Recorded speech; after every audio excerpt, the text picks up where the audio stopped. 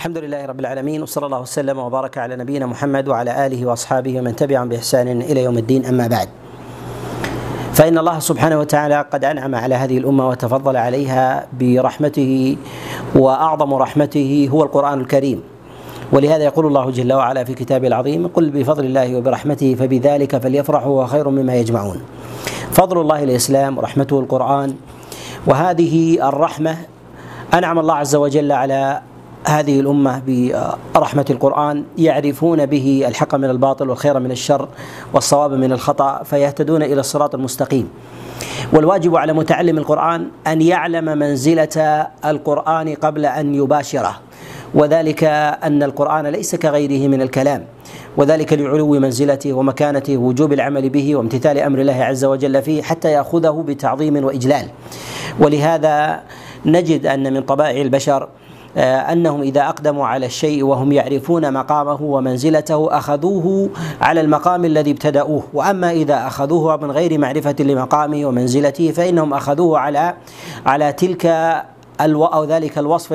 الذي بدأوا به، فأخذوه على شيء من التهاون أو المجاراة أو غير ذلك. فإن من المهم أن يعلم أن الله عز وجل قد اصطفى أهل القرآن وجعلهم من أهله وخاصته، كما جاء عن النبي عليه الصلاة والسلام في السنن عند ابن ماجه وكذلك الإمام أحمد من حديث أنس بن مالك أن النبي صلى الله عليه وسلم قال: إن لله أهلنا وخاصة، أهل الله وخاصته هم أهل القرآن. وهذا فيه إشارة على أن أقرب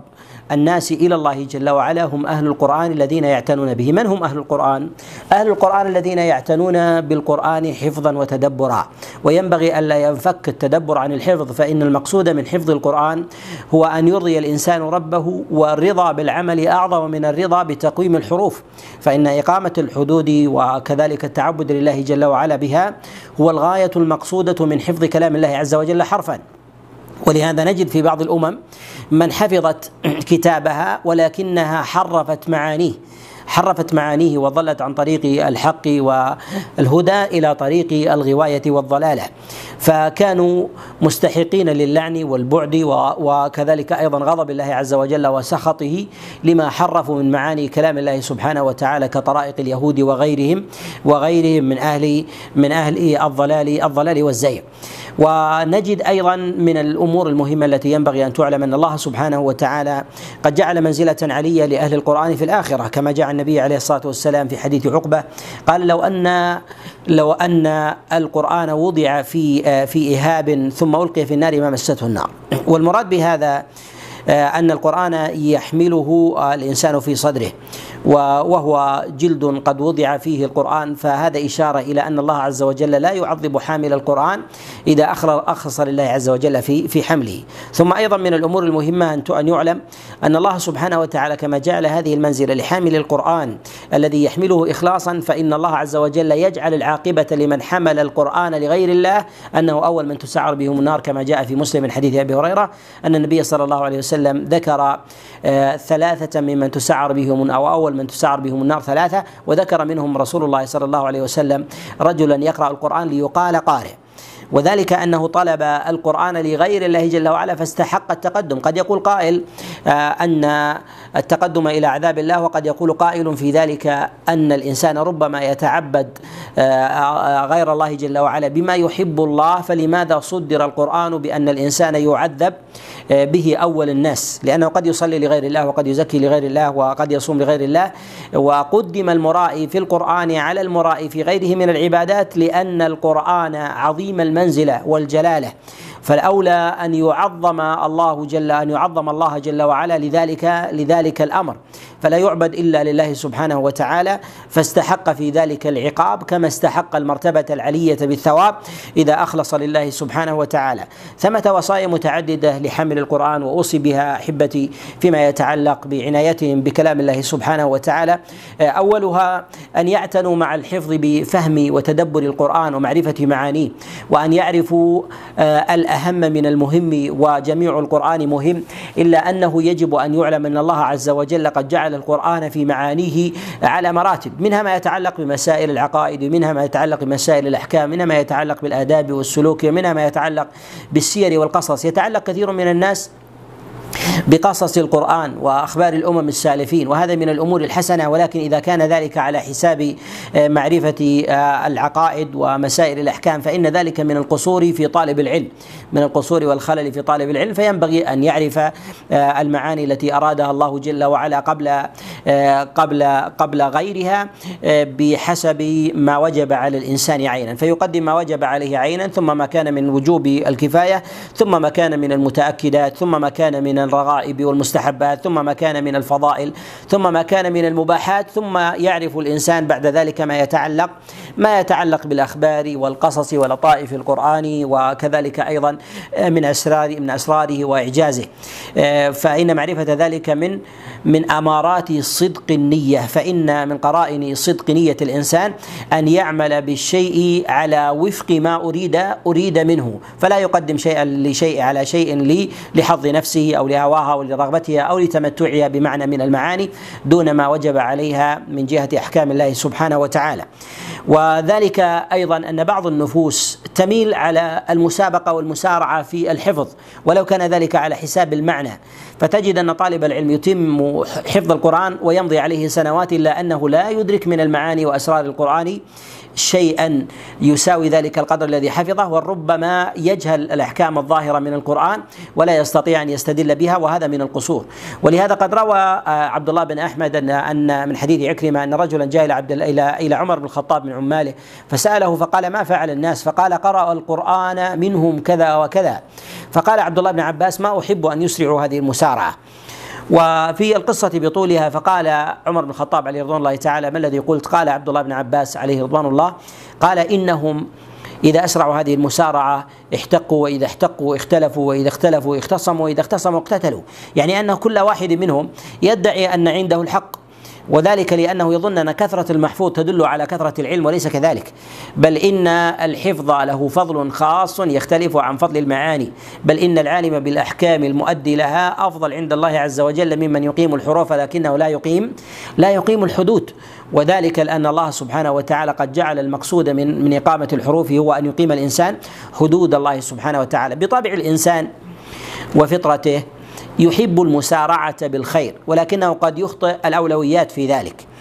ولهذا تجد أن الله سبحانه وتعالى قد وجه نبيه المعصوم كما في قول الله جل وعلا: لا تحرك به لسانك لتعجل به إن علينا جمعه وقرآنه فإذا قرأناه فاتبع قرآنه ثم إن علينا بيانه. يعني أن الله سبحانه وتعالى أنزل القرآن وقد تكفل بحفظه، وإن حفظته أنت فذاك فضل ومنقبة، ولكن من جهة العمل، ولكن أنت ملزم من جهة العمل. فإذا قرأناه فاتبع قرآنه، وذلك أن الله سبحانه وتعالى أمر بالاتباع والعمل وتقديمه على جانب الحفظ، لأن العمل يتعلق بالذوات، أما الحفظ فإن الله عز وجل يحفظه بمجموع الأمة، فإنه إذا لم يحفظ بك فإنه سيحفظ بغيرك، أما أنت فإذا لم تقم بالعمل بنفسك فإنه لن يقوم بالعمل عنك غيرك، وأنت تنجو بعملك. ولهذا يجب أن يعلم منزلة العمل، فإنه مرتبة علية في ذلك. كذلك أيضا من الوصايا المهمة في ذلك أن يديم الإنسان مراجعة القرآن وتدبره، وأن يكون له ورد في ذلك، فإن هذا من سنن هدي خير المرسلين محمد صلى الله عليه وسلم وأصحابه، فأن يكون له نصيب في ذلك، وأن لا يتأخر في تعاهد القرآن عن شهر، وإن زاد في ذلك لا يجاوز 40 يوما كما جاء عن النبي صلى الله عليه وسلم. والمعاهدة ذلك هي من أمارات الإخلاص والصدق، وكذلك أيضا من أمارات توفيق الله عز وجل لعبده، فإن معاهدة القرآن من الأمور المحمودة. وكذلك أيضا الوصية الثالثة في ذلك أن يبتعد طالب القرآن وحامل العلم عما يشغله عن مزاحمة مع ما يشغله عن القرآن فيزاحمه عليه، ومما يتعلق بذلك بانشغال بعض أهل القرآن وكذلك أيضا الصالحين فضلا عن غيرهم، وذلك بما يسمى بالأناشيد، وكذلك أيضا الترنمات والآهات وما يسمى عند السلف بالتغبير. والمراد بالتغبير في ذلك هو أن الإنسان يكثر من الآهات بالذكر والدعاء يرغب في ذلك في دين الله سبحانه وتعالى، وهذا مما أشغل وعلق قلوب كثير من الصالحين بها وصرفها عن القرآن. ولهذا كان الإمام الشافعي رحمه الله لما انتقل من بغداد إلى مصر قال تركت بغداد وقد أحدث فيها بعض الزنادقة التغبير يصدون بذلك عن ذكر الله. والمراد بالتغبير هي الآهات والترنمات التي تكون بالذكر والدعاء، يزعمون أنها ترقق القلوب. ولهذا الإمام أحمد رحمه الله لما سئل عن التغبير سئل عن ذلك وقال إنها ترقق القلوب، فقال إنها بدعة. والمراد بذلك أنه ينبغي الإنسان أن يتغنى بالقرآن وأن يحسن صوته به، وإذا أراد أن يشهد الأشعار من المعاني وغير ذلك فلا يجعلها الإنسان بديلا عن القرآن في ترقيق القلب، ولكنها بمعاني الفاضلة من المحامد، وكذلك أيضا بالأصوات التي تجري على اللسان من غير مشابهة لأهل المعازف. ومن المؤسف له أننا نجد أن كثيرا مما يتعلق بأمثال هذه الأشياء يتعلق بأشياء تشابه لحون أهل المعازف، حتى لا يفرق الناظر في ذلك بينها وبين المغنين. وهذا من الفتن التي عمت الصالحين فضلا عن غيرهم من الناس، فينبغي لطالب العلم وغيره وأن يبتعد عن مثل هذه الأشياء، فإنها على أقل أحوالها من المكروهات إن لم تكن من المحرمات. ولهذا لما أحدثت، وقد أحدثت في أوائل القرن الثالث وقيل إنها أحدثت بعد ذلك، كان العلماء ينكرونها إنكارا شديدا، ومقصد أولئك هو المقصد الحسن حتى في الصدر الأول. ولهذا الإمام أحمد رحمه الله لما سئل عن ذلك قال إنها ترقق القلب، فقال إنها بدعة، يعني يرقق القلب بالقرآن وبالذكر وبالمواعظ الحسنة. فتجد أن كثيرا من الصالحين ينشغل بهذه الأناشيد، وينشغل كذلك أيضا بهذه الآهات والترنمات التي تشابه لحون أهل المعازف والطرب، يريد من ذلك أن ترقق القلب، بينما تجد أنه شهرا بعد شهر يبتعد عن الله، وعاما بعد عام يبتعد عن الله. والملاحظ أن من نظر إلى هذه الأصوات وهذه الترنمات والآهات والتي يظنون بها أنها تقرب، أنه قلما يقف الإنسان على مهتد اهتدى بسببها، وإنما تصد الصالحين وتضعف إيمانهم، وأنه لا يهتدي الإنسان من جهة أصل هدايته إلا بالقرآن وبكلام رسول الله صلى الله عليه وسلم. وهذه وإن أخذها الإنسان فيأخذها على سبيل الاعتراض، لا أن تكون أصلا في الدعوة إلى الله.